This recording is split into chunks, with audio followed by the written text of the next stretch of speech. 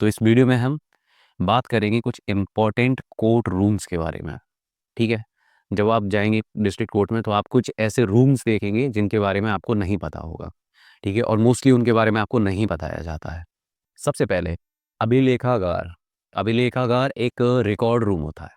ठीक है, जितनी भी फाइल्स जिनमें आपकी जो ट्रायल्स हैं वो कंप्लीट होने के बाद कन्विक्शन हो चुका है, उन फाइल्स को अगर आपको इन फ्यूचर चाहिए तो उन फाइल्स को कहाँ रखा जाएगा, तो उन फाइल्स को रिकॉर्ड रूम में रखा जाता है, जिसे हिंदी में अभिलेखागार बोलते हैं।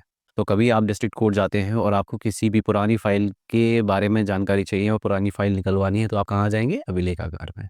दूसरा, कॉपीइंग रूम, जिसे हिंदी में नकल विभाग बोलते हैं। नकल विभाग में क्या होता है कि अगर आपको किसी भी केस से रिलेटेड कोई भी डॉक्यूमेंट चाहिए तो आप कहाँ पे जाके एप्लीकेशन डालेंगे? आप डालेंगे नकल विभाग में जाके। तो मैं आपको ये टेम्पलेट भी लगा रहा हूँ जिससे आपको समझ में आएगा कि नकल विभाग में जो आप फॉर्म डालते हैं वो कैसा लगता है। तो वो ऐसा दिखता है, ठीक है, जिसकी आपको एक मिनिमल कॉस्ट जो भी फीस होगी वो पे करनी पड़ती है। उसके बाद ही आपको या तो सर्टिफाइड कॉपी दी जाएगी या फिर आपको फोटो स्टेट दी जाएगी। मोस्टली केसेस में आपको फोटो स्टेट दी जाती है जो भी डॉक्यूमेंट आपको चाहिए। और अगर आप सर्टिफाइड कॉपी चाहते हैं तो आप सर्टिफाइड कॉपी भी ले सकते हैं। ठीक है। उसके बाद सेशन कोड। आपने देखा होगा कि एडीजे, सीजेएम, जेएम, ऐसे बहुत सारी कोड्स होते हैं। इसके बारे में हम आगे बात करेंगे। ठीक है, कि ये अलग अलग डिवाइड कैसे है। ठीक है, हायरार्की क्या है इनकी।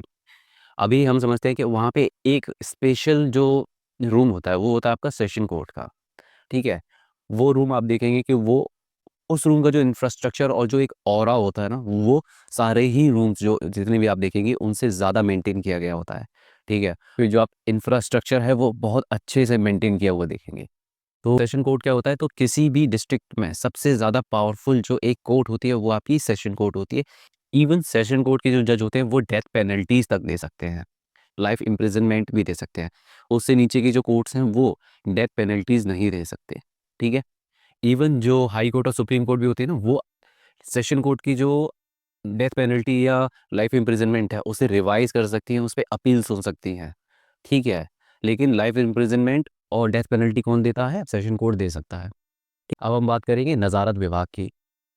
जो पूरा आपने देखा होगा कि किसी भी डिस्ट्रिक्ट कोर्ट का एक पूरा का पूरा एरिया होता है, जिस एरिया के अंडर वो आता है पूरा कोर्ट। जो भी डिस्ट्रिक्ट कोर्ट है, जिस भी डिस्ट्रिक्ट कोर्ट में आप प्रैक्टिस करने वाले हैं, तो उस एरिया के अंदर जितना भी एरिया आएगा उस एरिया को गवर्न कौन करेगा? उस एरिया को गवर्न करता है नज़ारत विभाग। एक स्पेशल रूम होता है जिसमें नज़ारत विभाग के लोग अपॉइंट किए जाते हैं, जो कि उस वो लोग पूरे के पूरे उस एरिया को, जिस एरिया में डिस्ट्रिक्ट कोर्ट फैला है, उस एरिया को गवर्न करते हैं। तो अगर आपको सिटिंग अरेंजमेंट से रिलेटेड कोई प्रॉब्लम है या मैनेजमेंट से रिलेटेड कोई प्रॉब्लम है तो आप कहाँ जाएंगे?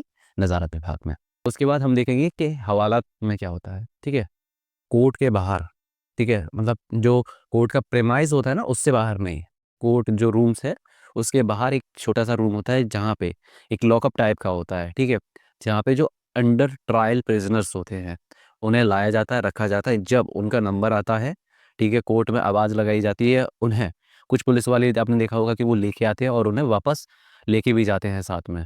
ठीक है, हथकड़ी लगा के भी ले जाते हैं।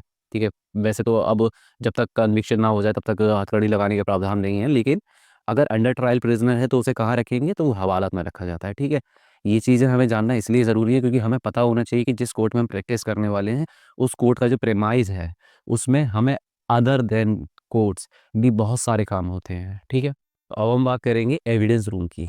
जैसे कि आपने देखा होगा मोस्टली, अगर मैं आपको एग्जांपल दूं कि फिल्म या किसी भी मूवी का आप एग्जांपल लीजिए कि किसी भी व्यक्ति को गिरफ्तार किया गया। ठीक है, उसके पास से कोई भी सामान बरामद होता है। ठीक है, या फिर उसके पास से कोई भी सामान पाया जाता है, तो उस केस में उस सामान को कहाँ रखा जाएगा? जैसे किसी के पास कोई गन पाई गई तो उस गन को आपने देखा होगा मूवीज़ में सफ़ेद कपड़े में पैक करके एक सील लगाई जाती है, उसको कहाँ रखा जाएगा? तो उस जो एविडेंस है उसे रखा जाएगा मालखाना में। मालखाना मतलब हिंदी में अगर हम समझे तो मालखाना, और इंग्लिश में अगर हम देखें तो उसे एविडेंस रूम बोलते हैं। तो अगर आपको किसी भी केस से रिलेटेड कोई एविडेंस चाहिए तो आप कहाँ जाके देखेंगे?